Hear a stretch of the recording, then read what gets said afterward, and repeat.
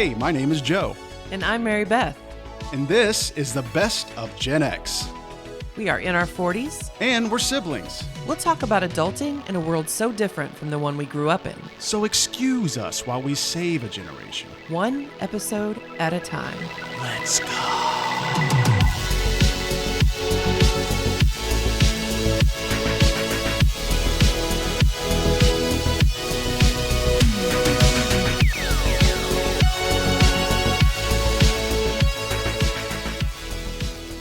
Hey, Joe. Hey, Mary Beth. How are you? Good, we're back. What is up?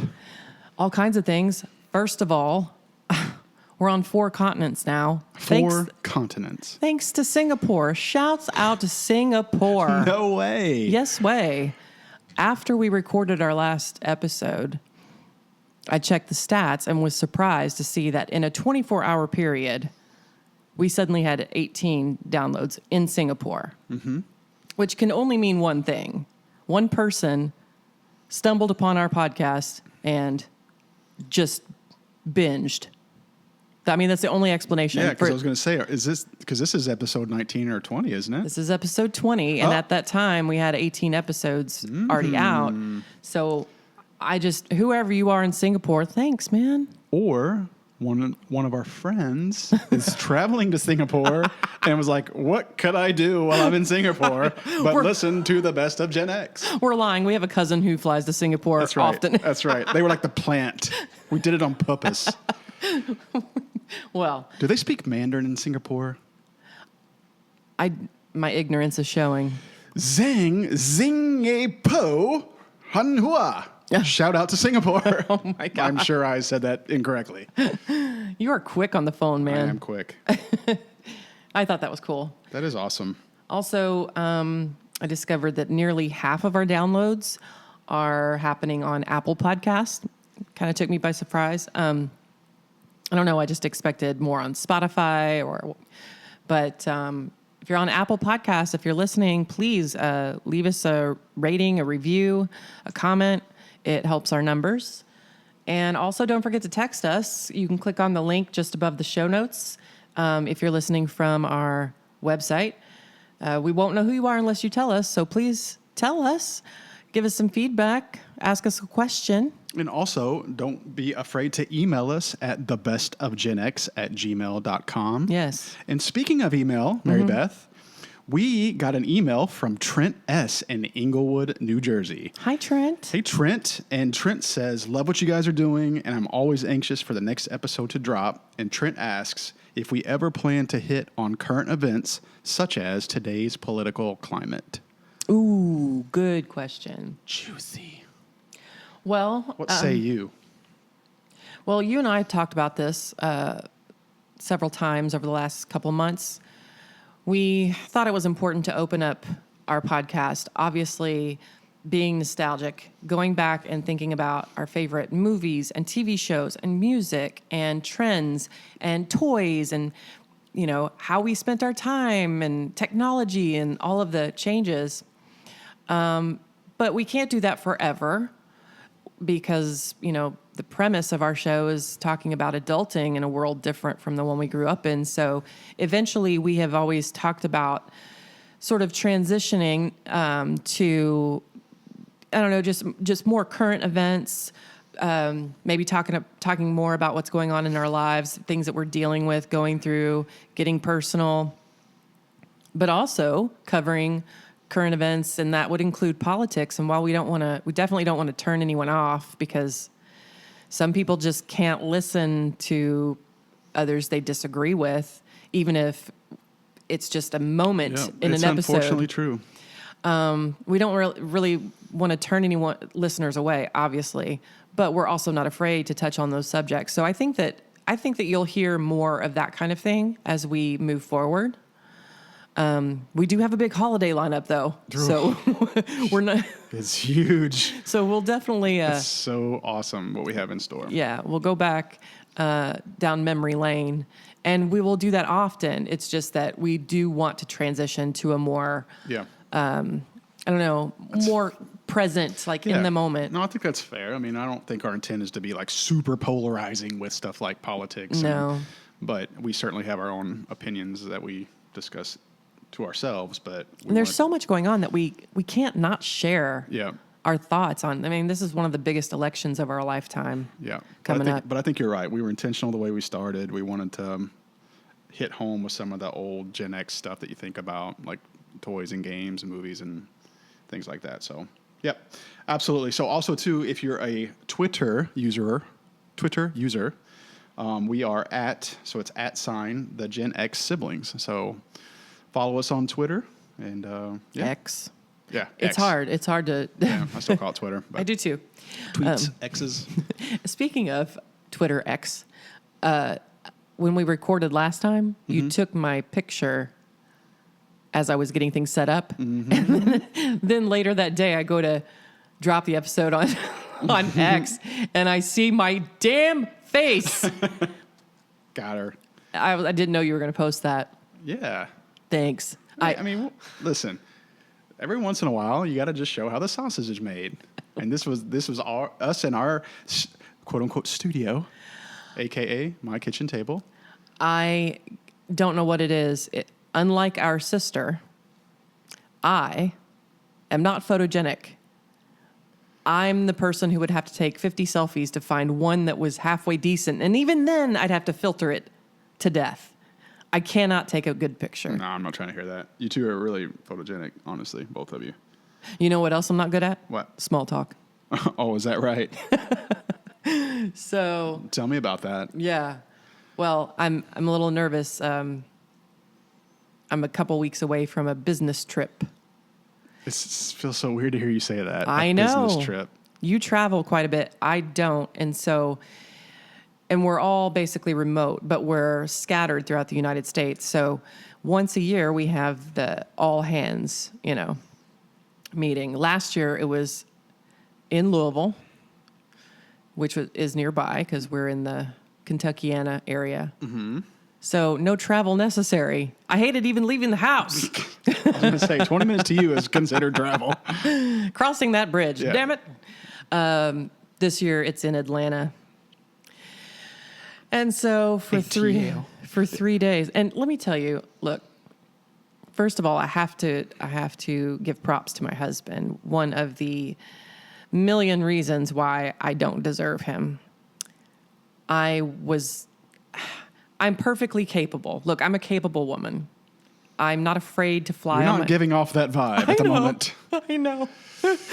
But I'm not afraid to fly. I can do things for myself. It wasn't about that. It was just the thought of peopling for 3 days straight. Like, not just that, but getting on a plane to do peopling for 3 days. You don't have to people when you're on the plane. No, like once I get there and the meetings and the well, activities. yeah, for sure, that part. All that stuff. And so I was exhausted at the thought of doing all of that, like the travel, the socializing, and all of that.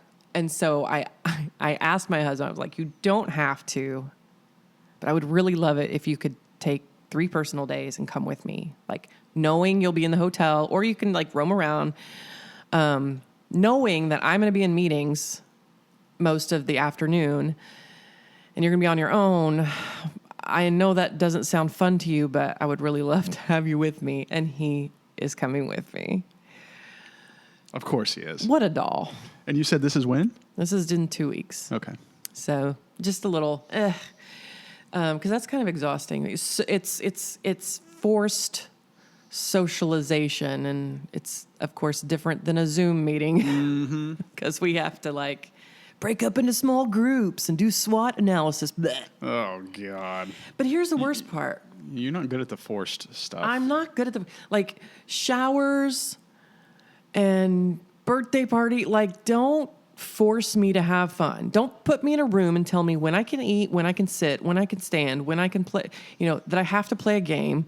Don't do that to me. Like, that's not fun to me. Yeah. Like, You'd have been horrible in the military, by the way. I would. Man, so that's got me a little antsy. God, I would love nothing more than to make fun of you in an airport. Well, I wonder if we can ever make that happen soon. I could handle the airport. But I just want to see you in the airport, knowing how you are. I just want to see you in What an do you mean airport. knowing how I am? I don't know. Because I can just see you like walking around people and people trying to like converse, and I don't know. I could just see you like just being uneasy and uncomfortable with the whole thing. Like, Actually, where's my gate? No. Do I have everything? And you're like lugging 2 or 3 different things. Well, look, I'm very, very organized. So This is true. I'll know exactly where I'm going. I'll know exactly what to do, where to go. It's not like I haven't traveled recently. It's just, and actually, I enjoy the airport atmosphere. I love people watching, and you see a lot of different people at the airport. But You do. It's my favorite. but I find it weird to hear you say that I would not navigate it well. I just never assumed you would. I just didn't take you for that kind of traveler. I took you for the person that has too much that you're lugging around. Nope. You don't know where the screens are to look for departures Nope. information. Nope. Like you wouldn't know if the gate changed. Nope. That's not you, huh? That's not me. Okay. I take back everything I just said. But I just think the anxiety of having to not just leave the house, but to get on a plane and go somewhere that I don't want to go, where I don't want to go. Like I could see you being the person that left your cell phone at security and you have to go like 3 gates over Not or like this 3 girl. terminals over to go get it. No. I'm not a flake. I'm the one who has a packing list, has everything in its place. I know exactly where everything is, and yeah. So that's not a problem for me. It's just doing that, dreading where I'm going and what I'll be doing. Does that make sense? Mm-hmm. So, yeah, I can't take a good picture, and I can't Bullshit. bullshit. I can't. Bullshit. Oh, I thought you were going to say I can't bullshit. No, you cannot sit here and tell me you don't take a good picture. Well, I appreciate that, but I also can't small talk, and so that brings me to our actual topic today. We're talking about talking. So each generation has their own preferred method and style of communication, right? So Gen Xers, we're kind of in that sweet spot, and here's why I say that. So we grew up appreciating the value of snail mail. It was always very exciting to get something in the mail, and I still love a good letter. Oh yeah, I solid. still own pretty stationery and envelopes. Scented? Haven't scented them. Hello Kitty scented? No. I love writing letters. I still do. And in fact, Josh has a collection of letters that I would just leave on his steering wheel or something when we were dating. You're such a dork. I know I am. But yeah, talking on the phone was our easiest way to socialize outside of school. And we had no problem talking to adults, answering the phone. It's an adult. So we were very practiced in that. And we caught on quickly to email because we were in our late teens, early 20s when that kind of took off. Mm-hmm. And Zoom meetings for a lot of us in our 40s-ish are a way of life.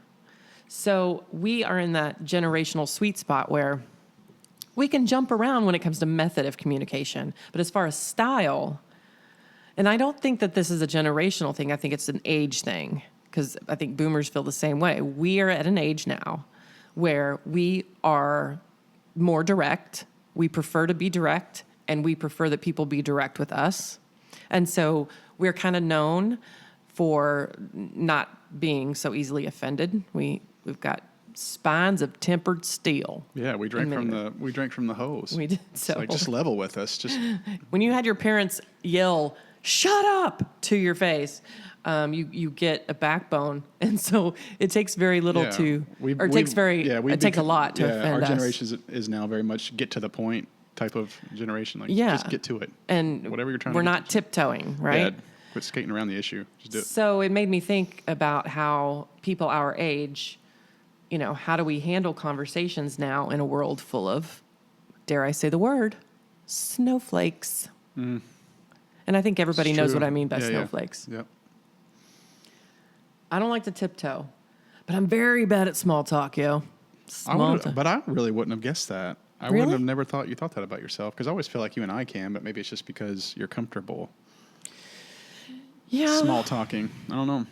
Well, I've always seen you as being very good at it. Josh is very good at it. Why? I've never even thought of myself as in that Really? way. Mm-mm. Maybe I am. I just never thought about it.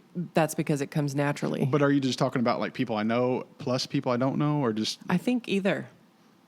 You're a social person, right? Yes. You like to go out. You like to have friends around. Not lately.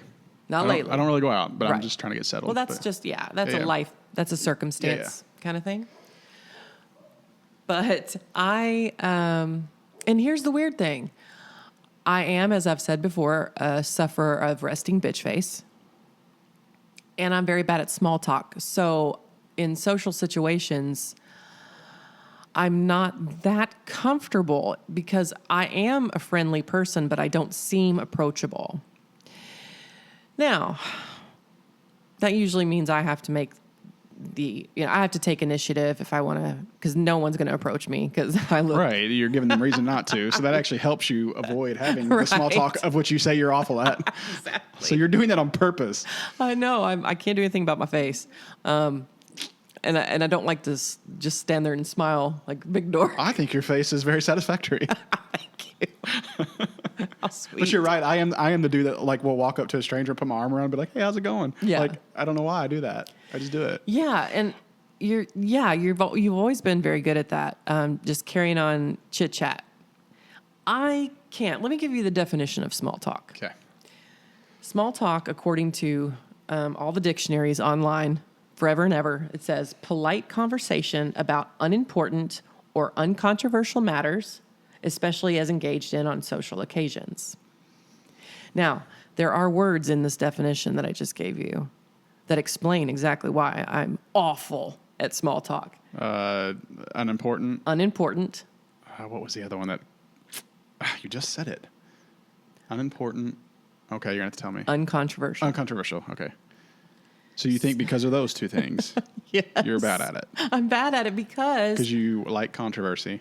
no, Well, I'm just trying to get context. So you said it's uncontroversial, right. but you're bad at it because Because I am too curious. I just want to say you're being confrontational with me right now. I'm just joking. I'm not afraid of confrontation. I'm just teasing. I don't enjoy it. I don't invite it. So you said you're curious. I'm just a very curious person. And when I say, how are you? It's like, how are you? Oh, see, you try to get layers deep. Yeah. And it's off-putting for people, I think. And maybe that's part of my hang-up, that I'm worried it'll be off-putting. But no conversation has ever been off limits for me. You know what I mean? Like a complete stranger waiting in line next to me can spill their guts to me. And I'm like, really? I'm just fascinated. I'm curious. The problem is I'm also too intense. So small talk is quite a challenge. I can't just shoot the breeze. I'm ready to You think like everything means more than what it does? No, I'd rather talk about things that matter than the weather. It's like Joe just told me he went to the grocery, but did he really mean he just went to the grocery? No. Like, is that how you No. think? Is that how your brain works? No. God, thank God. Here's how my brain works, and I just said it, but maybe it bears repeating. Small talk usually starts with a, hey, how's it going? I am the kind of person who wants to know, how is it going? Mind, body, spirit, how are you? Now That's a lot. That's a lot. Yeah. I'm- It's not that hard. It shouldn't be. It sounds like you make it harder than it has to be. I think that my nature, my curiosity, and my intensity makes it harder than it should be. Because I can promise you, you overthink just that little small talk scenario. You overthink that a million times more than I've ever even dreamed of overthinking that. Like, I don't think about that kind of stuff when I'm just small talking with somebody. Like when you're out at the grocery and you run into an acquaintance or something, like Yeah. you can shoot the breeze Yeah, for hey, what's several up? minutes. That's Yeah. how my husband is. But Hey, I'm just kids. like, I freeze up. I'm just like, hey, good to see you. Walk on by. I can't, because I can't. I Hey, can't. awkward. I'm terrible. I'm terrible at it. And I feel I've always related so much to Leslie Knope from Parks and Rec because she's the same way, that same intensity. So when Ron Swanson dates a woman named Diane, and he's he's a very closed off, private person. Leslie Knope is the only person in his life who has that inside intel on him that he would never share with other people. And even with her, it shares only bits, right? So when she's first introduced to this woman that he's dating, she's excited and she says this to her. I wrote it down. She says, "So tell me everything about yourself, your kids, your hobbies. What are your 5 biggest hopes, dreams, fears, and regrets?" Like, that's Leslie Knope, and that's me. Like, Parks and Rec. Did we say that? Parks and Rec. Parks and Rec. And so that makes small talk just, I don't know, how do you do it? Yeah, I don't know. I guess it's just comes natural. I don't know. But I certainly don't think about those kind of things. Right. I certainly don't think about those kind of things. Because I know it's like a fleeting, see ya, I know I'm about ready to walk away from you. Yeah. Just wanted to say, hey, how's everything going? Great. And then I don't put any more thought into it at all. I'm puzzled by that. It's very freeing. Well, and that's kind of what I was talking to Josh about this morning, because I was asking him, how is it so easy for you? Because he can shoot the breeze with anybody, and for several minutes, like he's a chatterbox anyway. And I just cannot do it. And he couldn't explain it either. He's like, I don't know, I just never think of it. And it's like, I guess because it just comes so easily. It's just natural. I don't know. I kind of freeze up, and so it reminds me of an email that we got, that they sent a company-wide email in preparation for this trip. And you could tell by their word, it was so stupid. You could tell by the wording that they were trying to be cute, but they were basically telling us these are the things that are off limits in conversation when we meet in Atlanta. No politics. I mean, this is not how they worded it, and I won't say how they worded it, but Right. No politics, no religion, nothing controversial. Okay, now, I get it. Like, when we're in a conference room with 20 to 50 people, whatever, I get why you don't go there, right? However, what bothered me about that email, well, first of all, you can tell right off the bat, people in charge ain't a Gen Xer. Oh, No you Gen just Xer tell by would. the way they communicate. No Gen X. Well, no Gen Xer would compel anyone's speech. You know what I mean? Like, no Gen Xer who's in charge would send a company email and be like, "Hey, let's take it easy on these. Let's not talk about these things," because we just don't. You know what I mean? And it's one thing in a business setting. However, they're forcing us to socialize outside of these meetings. So, like, the first night, we're all going to this one place to eat and play games and stuff. Like, I get at the meetings, but when we're forced to socialize with each other and you tell us, like, God is central to my life. I talk to him every day. I read the Bible every day. I do a devotional. I think about it. And, oops, I said to someone, I've really been praying about this, or this. Like, I can't say that. And my husband will be with me, and I'm afraid he might say, ultra mega. You know what I'm saying? Like, I'm just like in these forced social gatherings, I'm a little peeved that they want to, stifle our speech. Like, I get that. I don't want to worry about, what I say. Yeah, I get that. And if you can't talk politics, you can't talk current events, because it's all politics right now. So that, I don't know. Yeah, it's tough. I've just learned, being in the corporate world, I guess for 20 years, I've just learned to just never even bring it up. So I don't even. No, I get that. Yeah, like, and even if it's in a like after hours work, function, like a dinner or something, I just let other people. That's all I'm saying. Yeah. I just don't like having to tiptoe. Right. And not that I would want to talk about those things with these people. It's just, I don't want to be on guard either. Yeah, you're restricted and Yeah. I understand. Like, I don't know. So no secrets to being good at shooting the shit, huh? I mean, I would love to give a master class or some type of like, I don't know, tutorial, but I really just never think about it. It's just something I do, I guess. I don't think I'm unique in that. Like you said, Josh is really good at it. There's a lot of people that are really good at it. Well, our sister is good at it. Jennifer's good at it. She can talk to anybody. I can talk to anybody. It's not really about that. It's just, Well, plus Jennifer's the easiest person in the world to make laugh. Yeah. So that's Yeah. pretty easy. But Yeah. I don't know. I just don't ever think about it. It's just something I don't think about. Well, speaking It's of something I have laughter. to like mentally prepare for. You know what I mean? Well, yeah. And I don't either. I don't dwell on this. This is just something that. You're just acknowledging that you Suck at it. This is just something I've known about myself for a long time. And I think, the more I think about it, the more I realize this is probably in large part why I don't go out as much. To things where I know a lot of people are going to be there, whether I know them or not.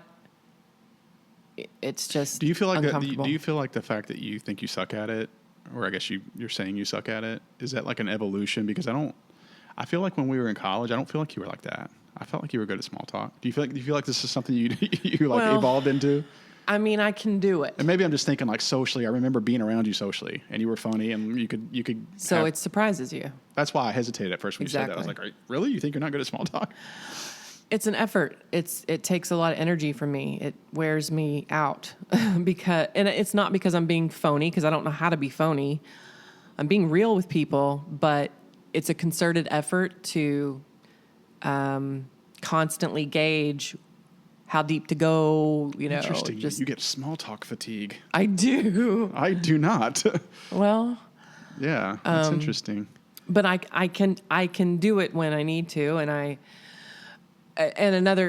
think I get away with it because, like Chandler Bing, I make jokes when I'm uncomfortable. Yes. So and you have self-deprecating humor too. You're not absolutely. You're not afraid to just be like, yeah, I'm an idiot. Not at all. And I think that comes from years and years of teaching. I think teaching made me better at it because I was, talking every day, interacting with these seniors every single day on all sorts of issues, and I can do it. And even Mom, I think, once said recently, like, we were at a tennis match, one of my daughter's tennis matches, and saw my old boss. He came to watch her play and hadn't seen him in a long time, and she said something to me afterward, something to the effect that, you're really good with people. You're really good with people. And it's weird to hear that, knowing how I feel inside. Like I would have said the same thing. Yeah. I thought the same thing anyway. Maybe it's because if you do have those kind of conversations that are over and above small talk because you want to get deep sometimes. Yeah. Maybe that's why they think that, because you are able to like show that you care and you have some type of like emotional attachment to somebody in that conversation, like empathy or yeah, exactly. Like you care to go deep. Yeah. And not everybody does. Like I don't care to go deep. Yeah. Like if you were a stranger or just somebody I barely knew and I said, hey, how's it going? I don't really care to ask all those kind of. Yeah. And when I say go deep, I mean, I don't even mean like, so you were adopted. Tell me about that. I'm not talking about that. Let's round you out as a person. I'll give an example. Here's an example. When Josh and I first started dating, for the first several years, I misread some things. I thought, man, he comes from a really close family. But that was only because he talked on the phone with almost all of them every day. Like his brother, his mom, his dad. Like it was constant. And I thought, wow, that's awesome. He's really close with his family. But then I learned over time, you ask, he'll tell you something, some new information, and I'll go, oh my gosh, so how does he feel about that? I don't know. Did you ask? No. And that's not against Josh. That's just that's the family's dynamic. That's the system that they're used to. So it's not closeness. You can talk every day and say nothing. And so one day his brother was over, and he mentioned something he was going through with his baby mama. Mm-hmm.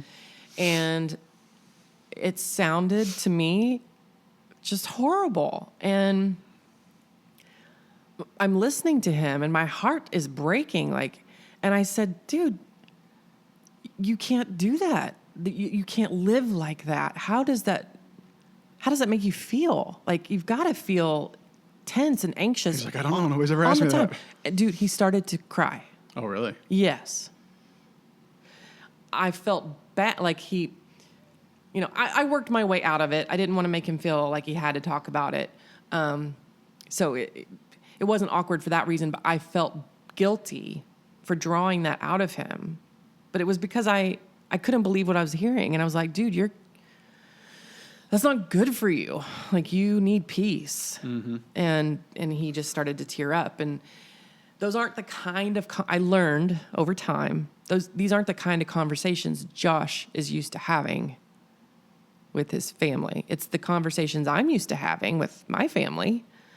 So it's just a curiosity, but it can be too intense for people who aren't used to being personal or vulnerable, I guess. So yeah, I can do it, but I'd rather talk about things that matter, you know? I hear you. Okay, curious Georgette. God, I sound like the worst. I sound like the worst right now. But all this thinking about small talk got me thinking about, well, how does one start a good conversation? I decided that you and I should pull from a deck of cards that I got about 2 years ago. Are you trying to force fun on me today? I'm forcing fun. Hey, but I can dig it. Joe, Force fun on me. With the zinger. Force fun on this guy. You zinged me. That's exactly what I'm doing. Who's got 2 thumbs and wants to have force fun? This guy. Okay, so this was a part of an assortment of gifts that I got Josh for like Valentine's Day or You something. don't have to oversell it to me. I love it. Okay. Let's go. So it's a deck of cards called 101 Conversation Starters, and it's actually for couples. Now, despite what you snooty coastal elites think about siblings in the Midwest, Joe and I are not a couple. Yes. Not now. Anyway. But, yeah, we broke up and remained friends. That's right. She couldn't carry on small talk. So these are, but actually they would work with anyone. If there's anyone, you know, that you work with or a new friend or you move to a new city and you want to, you know, build some relationships. These are kind of meant to, you know, start conversations that are meaningful, you know, just if you want to get to know someone on a deeper level. And it's fun for couples, but anyone can do it. So I thought we would just pick randomly from the stack. Okay. And would you like me to ask you first? Would you like me to? Ladies first. So I'll pick. So I'm just picking from the top. So I'll ask it to you. Or no? I was going to ask you. Oh, okay. I thought you were giving me the option to I'm go talking too much, so I'm going to let you. Okay. Okay. Joe, complete the sentence. Okay. I'm sure my mom and dad wish I would.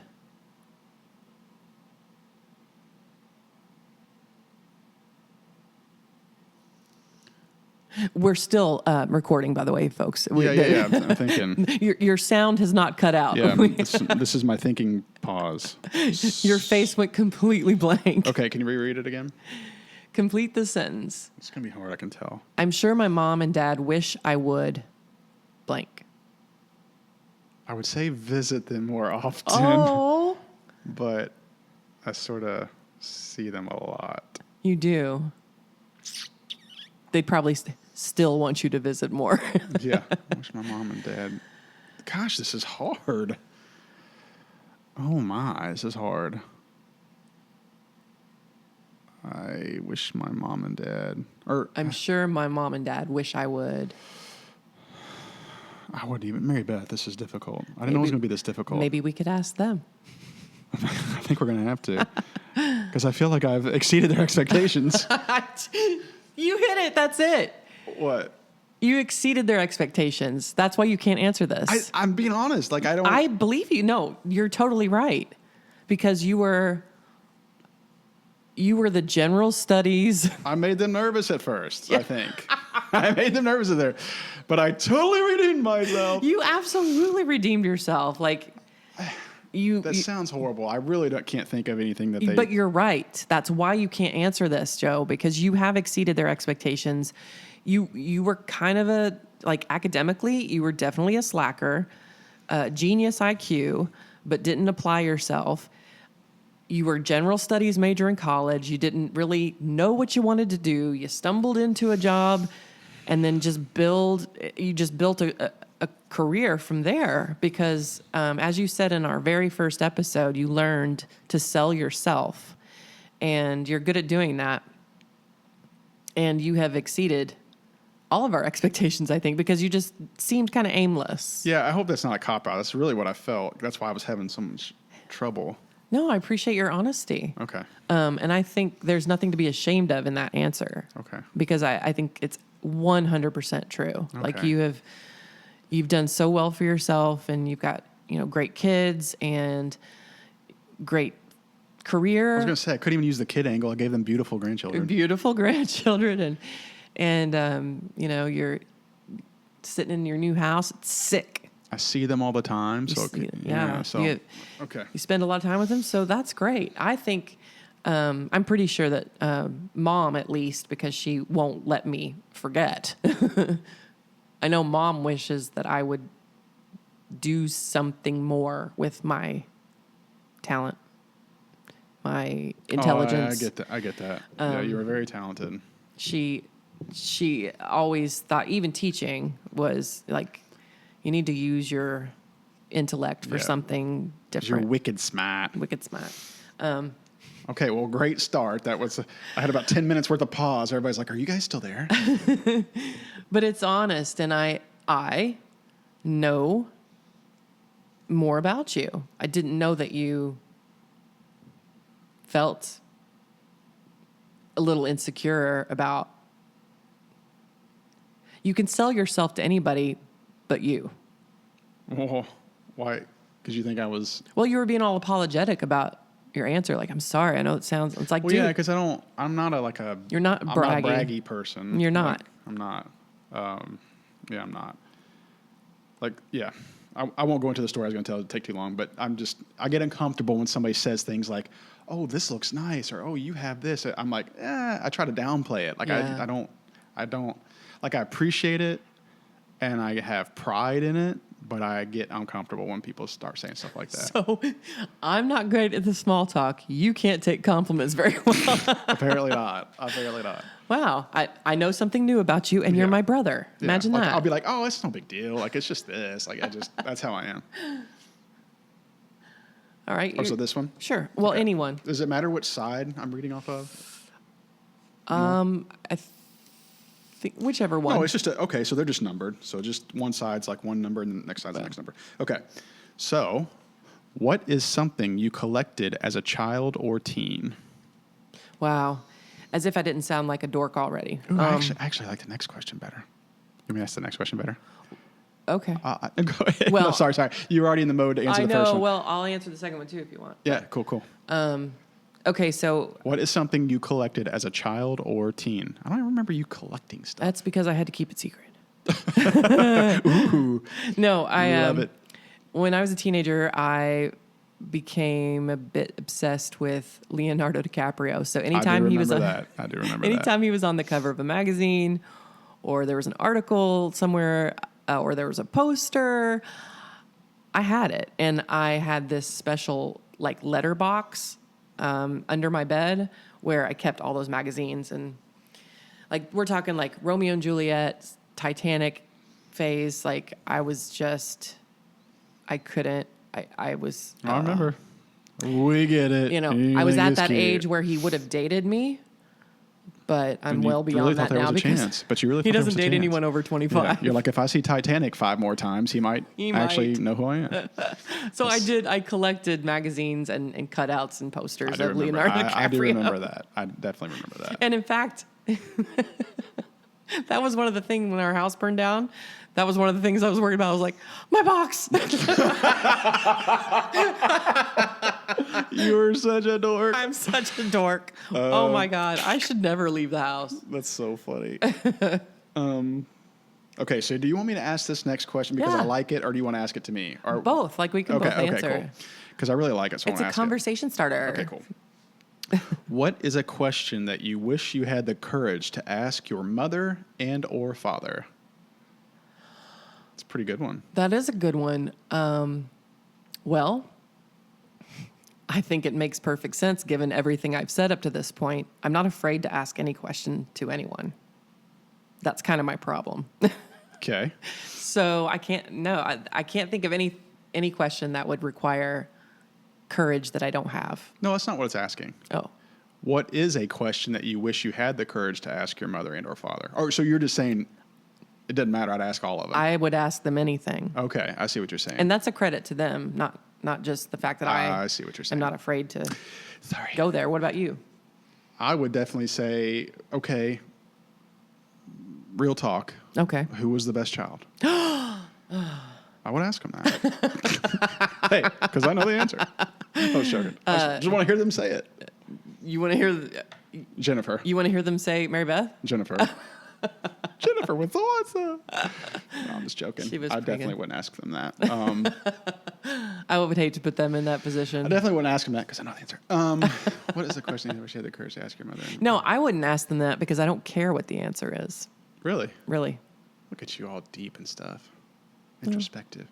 I'm probably saying the word deep incorrectly. It's not the deep thing, but I know myself. You're curious. I know myself. And so if I weren't their answer, it wouldn't bother me.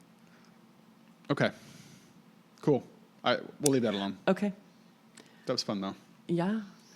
Okay, let's see. Ooh. So mom and dad just text me whenever you text me. Whichever. Okay, I like this. If you were given 5 acres of land, where would you want it to be, and what would you want to do with it? 5 acres of land. Now, let's put this in some kind of perspective because as an indoor girl, 5 acres, I'm trying to visualize about how big that is. It's probably not as big as I think. No, it's not. So, like, my old house was 1.5 acres. Oh, okay. So a few times bigger than that Gotcha. space. So I can't say golf course. How many acres does a golf course require? Oh, good Lord. I have no idea. So some, okay, so I'll put it in perspective. Like some golf courses have, you know what the greens are where you putt on them? Yes. That flag sticks.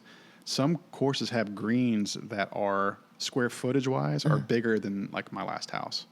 You're kidding. Now those are big greens. Right. And that's not like every golf course, but Right. like some have those size greens. Okay, so it varies quite a bit. Yeah, so acreage-wise, you think about that. There's 18 holes. Mm-hmm. On average, it's probably 800 to 1,000 square foot a green. Mm-hmm. I mean, you got to think. It's got to be, I would probably say it has to be at least like 20 or 30 acres, I would think. Dang. And I may be undershooting it. You golfers. I may be undershooting it.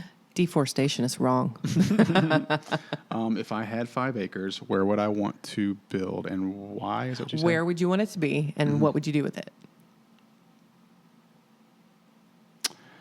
I would.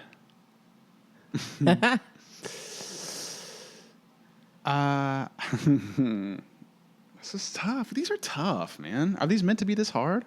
Well, they're meant to just spark conversation. I know, but it's tough when you haven't really thought of like this before. So it's like on the spot. I've never, ever once thought, man, if I had this land, this is what I would do with it. Like, I've never had that. That's never escaped my brain. Well, we didn't grow up. We didn't grow up on a lot of acres. Right. We Exactly. don't come from a family of hunters. And gatherers. No, joking. We weren't out like Josh could answer this in a Oh, heartbeat. 100%. That's why I'm having trouble with it. Because I was in a gym or on a baseball field growing up. Right. You know what I mean? Like that's Yes. what I was used to. We were in a Yeah, subdivision. in a and cul-de-sac. Oh my Lord. I think You go first if you know one. Yeah, I can think of something. Because I feel at the risk of sounding like I have split personality disorder, I feel like there are 1,000 versions of me in parallel universes living, my dreams. Mm-hmm. Part of me longs to live the pioneer woman life, like to have a ranch and to have a big house with a wraparound porch, rocking chairs and swings, and I don't fantasize about doing like the chores, the Yeah, chores that we right. require, but like I watch The Pioneer Woman, and it just seems like such a tranquil, peaceful. And I know that it's a lot of it's facade, but I fantasize about that. Like part of me, there is that in me somewhere to just go out there and kind of be off the grid, baking every day. That's cool. Never You know? knew that. Yeah. Well, You thought you knew me. yeah, I thought I knew you, and this time afforded to me to think about mine it didn't make it any easier. I don't know, Mary Beth. Gosh, that's a tough one. I have to circle back on that one. Have you ever imagined or fantasized like about opening a business? Like if you had 5 acres of land, you would open up a business. Sure, I've thought about stuff like that before. But What kind of business? yeah, would I it be? mean, it would have to be something I obviously know about, like I'm passionate about. So it'd be like, something like golf or, I coach basketball. I'm into that. So Like a driving range. Yeah, I thought about that, like a top golf kind of thing. Oh yeah. So yeah, I've certainly thought about stuff like that, but I haven't like spent enough time like dreaming about it to like be real specific. But yeah, I mean, I've had little thoughts here and there about stuff like that. Yeah, I'm not real helpful on this one. Do you ever? Because obviously I don't want to farm. I have no desire for that. Sometimes I wish. We always talk about, the condo. Mm-hmm. When you reach an age, retirement age, and you got that condo in Florida, and you're a snowbird. Mm-hmm. I, on the other hand, as lovely as that sounds, I wouldn't hate it, right? Sure. But part of me thinks how cool it would be to like have a cabin in Montana and to go there during winters. I'm telling you, so I have been to Get Colorado. Snowed in. I'm telling you, so I went to Colorado for one of Navy's tournaments one time, and it's close to like Wyoming or whatever, and so we got to do like a tour because it was only like 30 minutes to go across the state line, and it was like I felt like I was on the set of Yellowstone. It was amazing. Really? So I could dig that. I could see that. That'd be cool. Yeah. I guess ever since Legends of the Fall, epic movie. Epic, yeah. BT Dub. Yeah. Ever since that movie, I have, there's another version of me living that dream somewhere just out in the vast landscape where it snows, because we never get snow, my goodness. And I just love the thought of a cozy cabin being snowed in with hot chocolate and apple trees, making cider. And Josh. Okay. Well, how about this? I'll say to get past to the next, or to get to the next one, I will say I'm into music quite a bit, right? Yeah. Mm-hmm. So how cool would it be if I had 5 acres where I could make my own like outdoor festival type area? Like, oh yeah. You know what I mean? Like where you can have like local music festivals and like an amphitheater. Yes. That'd be kind of cool. Bro, and you could even do like plays. I would dig that. Yes. See, I thought of it, and I'm into that kind of stuff. And I could gather people. Yeah, absolutely. I could get people there. You if I could. built it, they would come. So I would do something like that. That would be cool. Okay. What famous person, deceased, would you like to have met? Abraham Lincoln. Really? Yep. I'm super into, if you didn't know this, Civil War era. I didn't know that. Oh yeah. So like my Wait a minute. Okay. I've been nerding out my whole life on like historical documentaries, I and love those. we have not shared this passion together. No, we can now. We can now. Yeah, it's maybe that's never too late.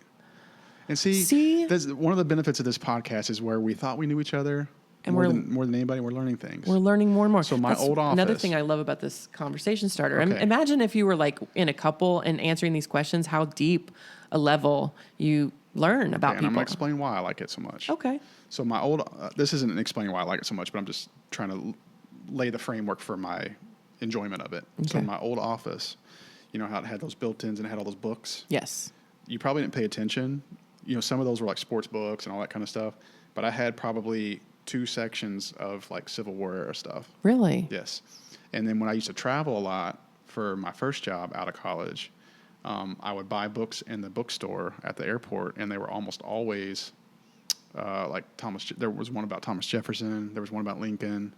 I'm into that era. Dang. Yeah. Because part of my fascination with it is because you see these pictures of Abraham Lincoln and they're real. Mm-hmm. You see the Civil War pictures where they're like in the tents and they're getting attended to by the surgeon or, whatever. Mm-hmm. And it's like, it's real, but it's in the 1800s. So you feel like it's not real because you're so far removed from it as a society. It almost seems like fiction. Right. But the pictures prove that it happened. Yeah. And you see pictures of Abraham Lincoln sitting there talking to generals and stuff. And I'm like, holy crap. You think of him as like this mythical figure. Exactly. Like almost like a Santa Claus. But it's like, it does seem mythical. Dude existed. It does seem mythical. And there's mythical. pictures proof of it. Mm-hmm. And I'm like, and so in my mind a lot, I mean, and I'm more than I'm probably should admit, but in my mind, I'm thinking, like, I'm envisioning how he sounded. You know what I mean? Because you don't know. Right. So I'm like, I think about, like, I look at his picture, I think about all these events, and I'm like, I wonder how what would he sound like if I just had a casual conversation with him? That stuff fascinates the hell out of me. And he had a brilliant mind. Yeah. Stuff is really fascinating to me. Our founders were something else. And then, of course, we went to D.C. for our senior trip. And so when you're in Ford Theater, people are like, enamored with this play, and all I'm doing is like looking up to where he was, thinking about the event that happened. So I'm like recounting it in my head, thinking, man, it's cool, but it's awful. But you're like, that happened right there. Right and there. In my mind, I'm 18 years old. It's hard to make the connection. My friends around me are goofing off. They're talking crap about this person or this kid, watching the play, and I'm like, just can't stop looking up there. Like, that actually happened right there. And like, he was sitting there. Yeah, dude got shot right there, and other dude jumps off. Like, I'm so fascinated with it. Wow. So fascinated with it. So, like, I like documentaries in that era. I like movies about that era. I'm so moved. I love it. I'm so excited to hear about this. Love it. I would love to nerd out with you sometime. Like, I'm probably going to watch one tonight now that I'm talking about it. Right on. Yeah. Huh. I'm so happy to hear that. Mm-hmm. Let's do one more and we'll take a break. Okay. Let's see. You just asking me, or do you want a piece of this action? Well, I think we can both answer. Okay, cool. Or wait, you pick one. Okay, yeah. Get your hands off. Okay. I like that one. Oh, you did? I did. Okay, here we go.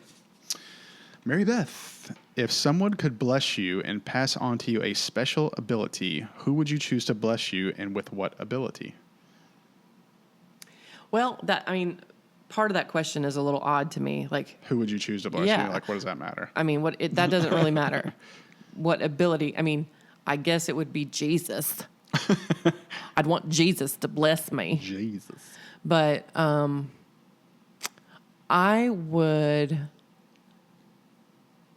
think I would love the ability to socialize, because it is those of you who are good at it. It's effortless. You don't think about it. Mm-hmm. I don't feel like I'm good at it. I would like that ability. I would like to be like our sister in that way. She is warm and approachable. You know what I mean? Mm-hmm. I'm just as friendly as she is, but I've got more of a, well, you know, my face. It's like, tell your face that. Yeah. Tell your face that you're friendly, Mary Beth. Yeah, your face will hit you with daggers. But I wish that I had the ability to express that part of myself. Like okay. The friendly person.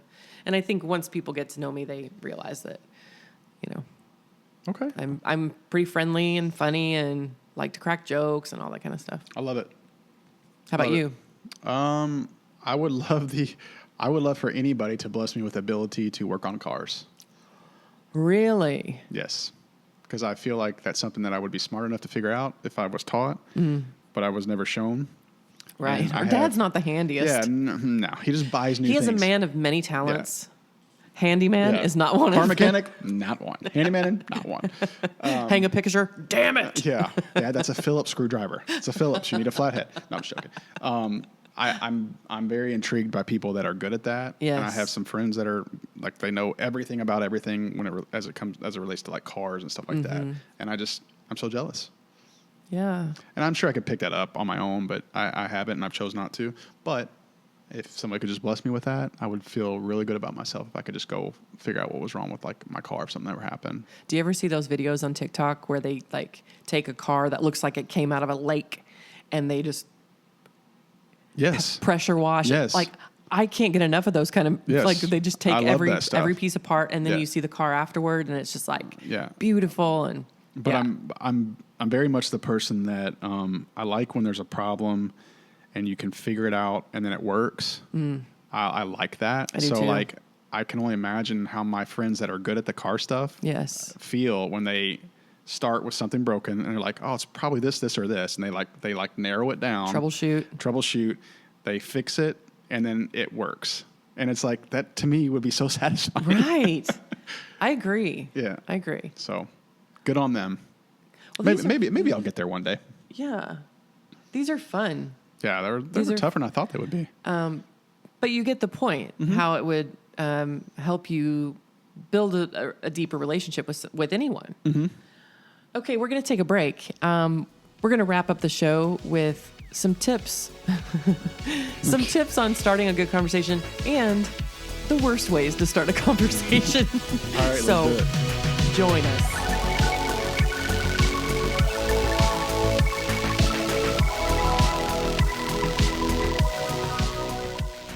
And we're back. Okay, so we talked about small talk and conversation starters. I want to define for you what a conversationalist is. It's one who enjoys or is good at engaging in conversation. And those two things are not the same. True. Like, I know a lot of chatty people who are not good at conversation. Oh, yeah, I do too. Quite a few, actually. Yes. I think I'm much better at this, at like being a conversationalist, because it's easy for me to stay focused, stay on track, problem solving, conflict. Like, I'm not all over the place. But I feel like I'm pretty good at it because I feel passionately, but I'm able to think dispassionately. What a skill. Well, it kind of is. I know. I wasn't being sarcastic. Oh. See, Easy. Jeez. I thought you were being sarcastic. No, I was not.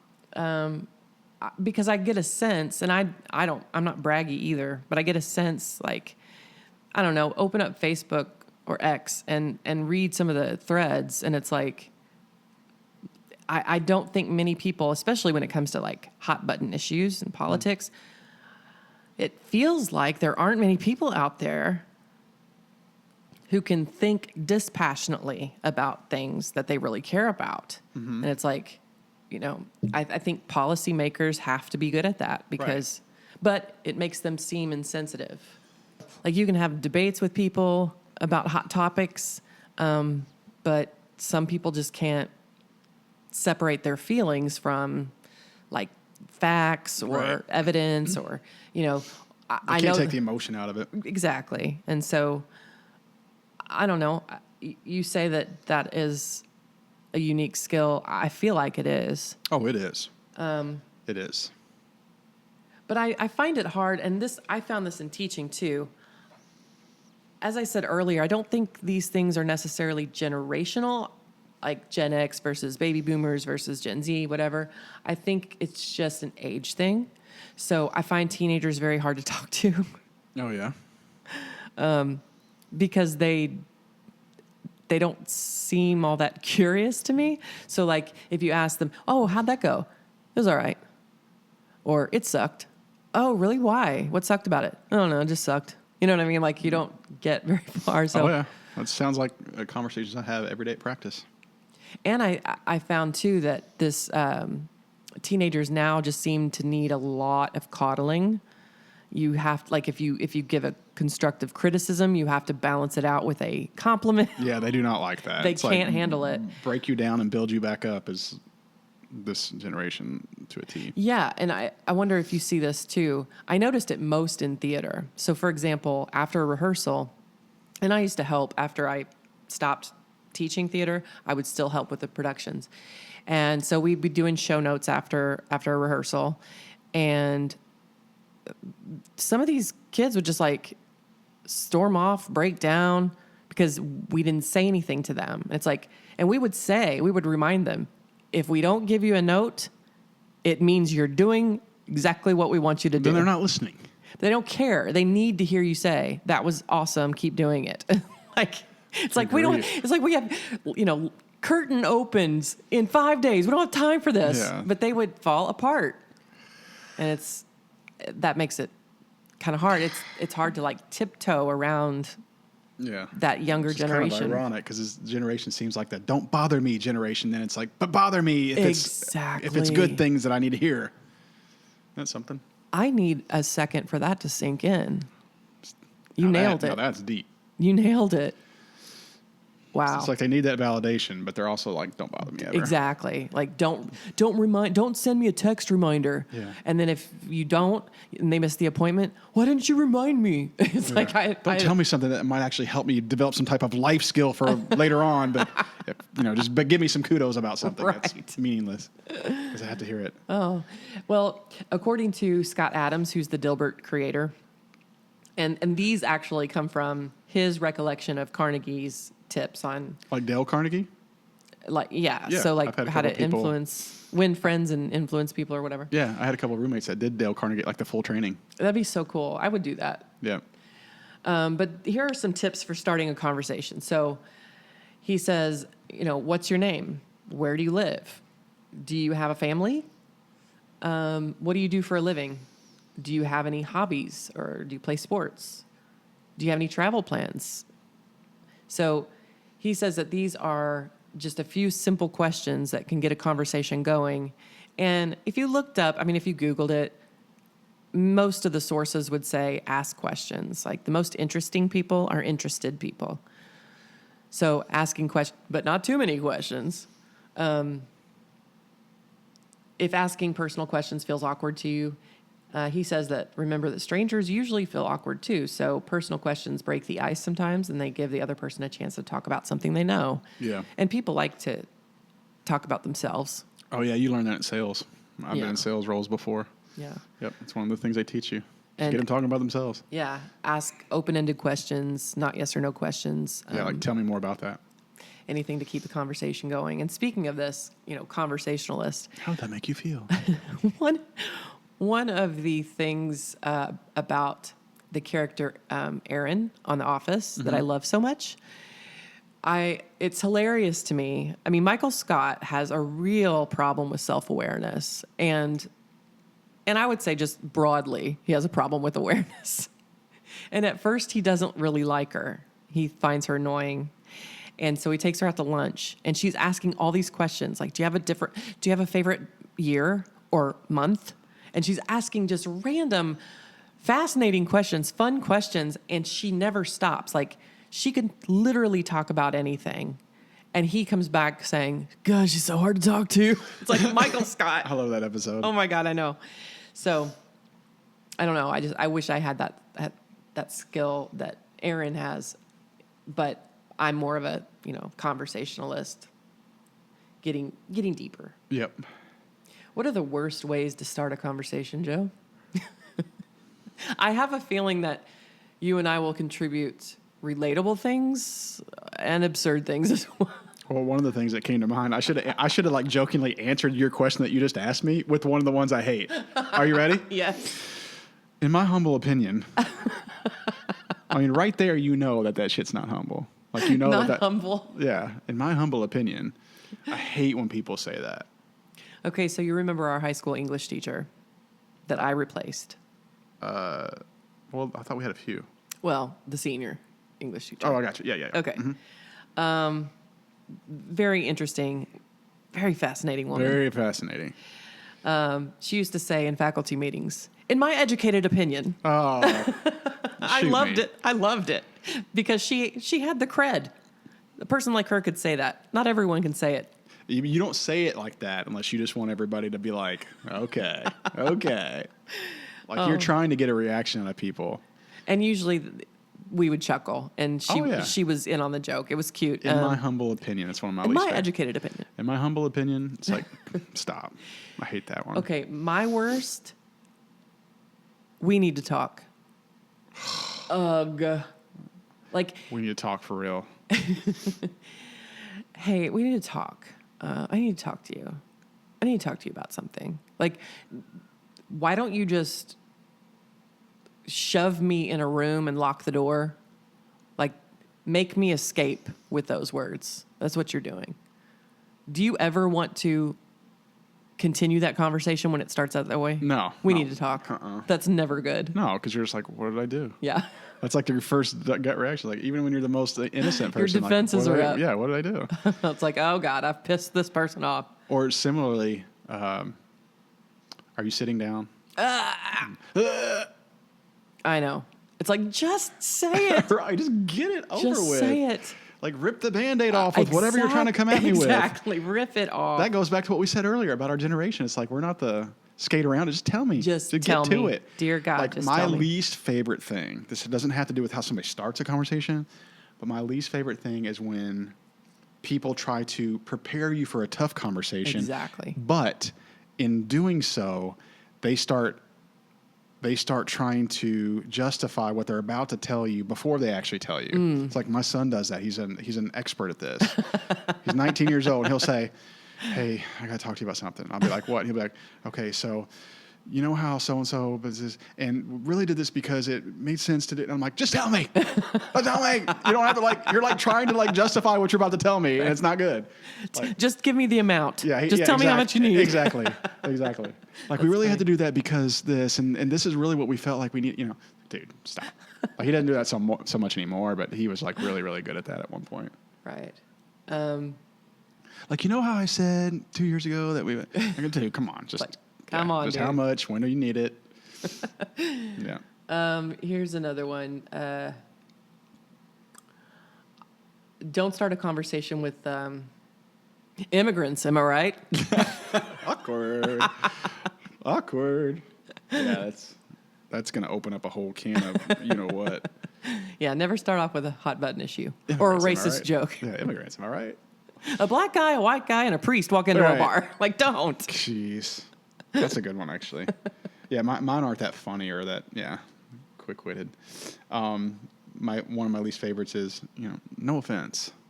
Right. It's like, something super offensive is about ready to come. Don't take this the wrong way. Yeah. Are you going to take this the wrong way? Well, it's hard to say. It's based on how you started it.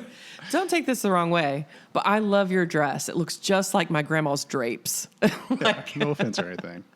No offense, but offense. No offense or anything, but I'm really about to hurt your feelings. About to offend you. Yeah. So when do you do? Oh, God, yours are good. Never start a When conversation. are you due? I've never started a conversation that way. Speaking of eggshells on this younger generations, have you seen the brouhaha lately about Blake Lively? No. Okay, so I know who she is. okay. Well, apparently she's a douche, which I hate to hear because I like Ryan Reynolds and I want to think that. Okay, I'm ready for this now. What? Okay, so forgive me, I don't have all the facts straight, but I saw a few TikTok videos where this reporter basically questioned her life choices after this interview because Blake Lively was being such a dick. Like, it was girl power on steroids. So first of all, at the time, Blake was visibly pregnant. Mm-hmm. It was public knowledge that she was pregnant. And the first thing the reporter says, first of all, congratulations on your little bump. And she goes, congratulations on your little bump. And the reporter's like, okay, obviously it is wrong to congratulate a woman who is with child and everyone knows it. Okay. And then, and in this interview with her was Parker Posey, which a beloved indie film, mostly. I know who that is. Okay. So, I get the sense that like some people are coming after Parker Posey too, but I really got the sense that she felt awkward, but she was just trying to keep things friendly. Mm-hmm. So then the reporter started asking questions about their costumes. I don't know if it was a period piece or something, but the costumes apparently were noteworthy. Now, instead of like praising the costume designers and giving them the credit they're due. Blake Lively decides to internalize this and project her unfinished emotional business on this reporter and make it about, oh, well, would you ask a man that question? So she starts talking about the men and their costumes. It's like, really? So this reporter is having a really hard time having just a normal back and forth because Blake is like, she's not answering questions. She's activated, right? Yeah. So that's kind of the stuff that I'm talking about when it comes to having just meaningful conversations with people that, that are on a deeper level than just shooting the breeze. You've got this reporter having a long form interview and she's not reciprocating. Yeah. It was weird. You should look it up. It's very awkward. Oh, man. I hate to hear that. Yeah, I know. I was so put off watching. Like she was being such a douche. Anyway, like why do you have to make this all about yourself and your issues? Like, why can't you just praise the costume designer or whatever? No, you said it best when you said she was activated. She was activated. Lit. What about you? You have any others?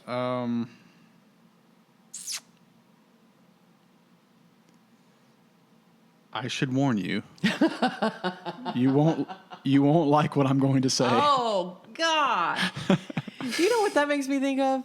Okay, I asked Dad this recently. I was like, do you know people personally who give you bad news with a twinkle in their eye? Oh. Yeah. I've known people like this my whole life. Oh yeah. I went to school with a couple. I did too. Where you can just tell that they get a little bit of pleasure out of giving you bad news, Right. whatever it is, big or small, Yeah. They must be bored. They must not have much action in their life because they're like, this is a chance for me to get in the middle of something. Yeah, like I'm in control of this situation. I'm going to Exactly. I'm the puppet master. Yeah, exactly. I'm about to hurt your feelings and watch you implode. Or how about, hey, I'm just being honest. Or how about, I'm the only one brave enough to tell you what everybody's saying behind your back. Oh God! Oh my Lord! Blech. Why would it? Why? Why would anybody? Why? Who cares? Yeah. That's terrible. What else you got? Okay, so I used one earlier. So you're adopted. Tell me about that. Like, I like yours a lot. This one you might recognize. Never start a conversation like this when you're trying to get to know someone on a deeper level. Mm-hmm. Like, tell me something you've never told anyone else before. Yeah, I've never done that to somebody. Michael Scott to Charles Minor. Did he? Yes. He's trying to build rapport with him, and he's like, tell me something that you've never told anyone else before. And Charles Minor's like, I'm not going to do that. Oh, yeah. You're right. But it's kind of it's an absurd example of how I go right to it. Nothing's off limits. How about this one? Did you know that every 12 minutes a cat dies from feline AIDS? What was that from? You don't remember SNL?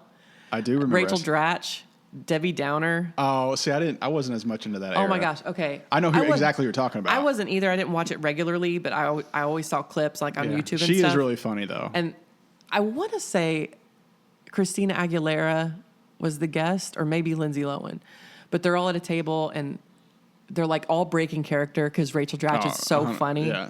But she's just like, they're carrying on just a casual conversation, and she always interjects with some kind of wah, wah. Yeah, that is a funny one. And they would zoom in on her face. Yeah, I do like the one with her and Jimmy Fallon when they got the Boston accent. You're retarded. You're You retarded.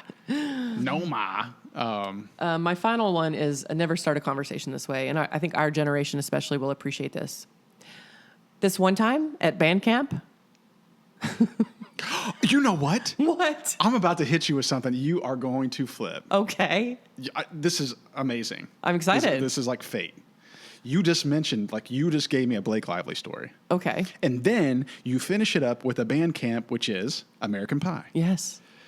Blake Lively's brother, which I bet not many people know this, in the what is it, Glee Club or whatever, Ox is like trying to impress Mira Sorvino, and he's in the Right. It's not Glee Club. What is it? It's the choir. or they kept calling her the choir girl, Pris, or whatever she was in. That he tries to get in there with her to sing. And Okay. does that make sense? What I'm saying? Do you remember that part of the movie? It's coming back to me. So the kind of Abercrombie and Fitch tall looking kid that was already in that choir group, that Chris Ox ends up taking over the singing part, and he's like, ugh, like the good looking kid that wanted to sing, and that African American kid goes, "You suck." That's her brother in real life. Oh, I didn't know she had an actor brother. Yeah, I think she's got a couple. Oh, interesting. That's Blake Lively's brother in real life. Well, I wonder if he's nicer than she is. Yeah, well, I don't know. We'll see. To reporters, at least. Yeah, but that's so funny that you brought that up, and I was sitting there thinking about Blake Lively's brother plays in American Pie, and you brought up Bandcamp. Yeah, you definitely don't want to start a conversation like that. That one time in Bandcamp? Yeah, because everybody knows what that means. Yeah. I will say one more that drives me crazy, and it's not really like, you're probably going to think I'm stupid, but the people that always try to be overly funny all the time. Yes. Like everything that comes out of their mouth, you're required to laugh at, and they look at you to make sure that they're laughing. Dude, okay, let's slow this down. Okay. You are describing one of the most exhausting, emotional vampire type creatures.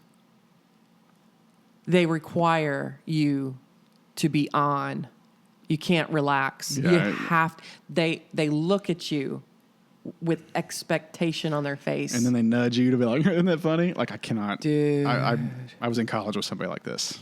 And you're going to know who it is if I were to tell you in private.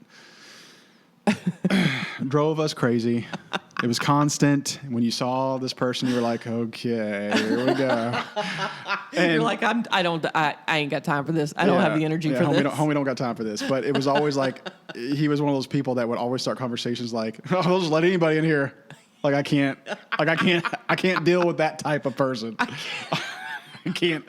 Like if I say that, I'm totally joking. I'm being like, I'm trying to be funny, like on purpose, trying to be stupid.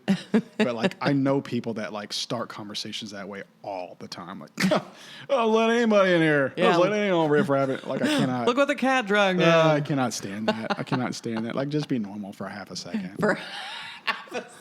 And don't require me to like revel in your in your wit. Yeah, I can't. I hate witty banter. I hate witty Kevin banter. Malone. I hate banter. That's a perfect example I of love banter. I hate witty banter. But like it's like nudge you with their elbow, like laugh, come on, laugh. Yeah. I'm like, it was funny the first time when I heard it. That kind of thing. Oh my gosh, dude, I hear you. Yes, I can't handle it. No. So you understand when I say. And now at my age, I refuse to. Like when I was younger, I felt like I had to deal with it. I'm not going to do it anymore. In my 20s in college, I dealt with it. I'm not dealing with it anymore. It's an age thing. Yeah, I'm literally going to stare at you, and I'm not going to make any facial expression. I'm going to turn around, and I'm going to walk away. Look, hey, if we can say anything about our age, Gen X, your 40s or 50s, we are approaching. I told you earlier, we are just a few years away from get off my lawn. I'm telling you, I will literally stare at you, and I will turn around, and I will walk away, and I'll be like, you deal with that. Like, you figure out how to deal with that yourself. You go find an audience somewhere else. Yeah. Go to the comedy club, The great thing about our age is that we keep it real. And I think that's where, our highest rated episodes are ones that have the more serious content. I think people want to hear deeper conversations. It's fun to laugh and all that sort of thing.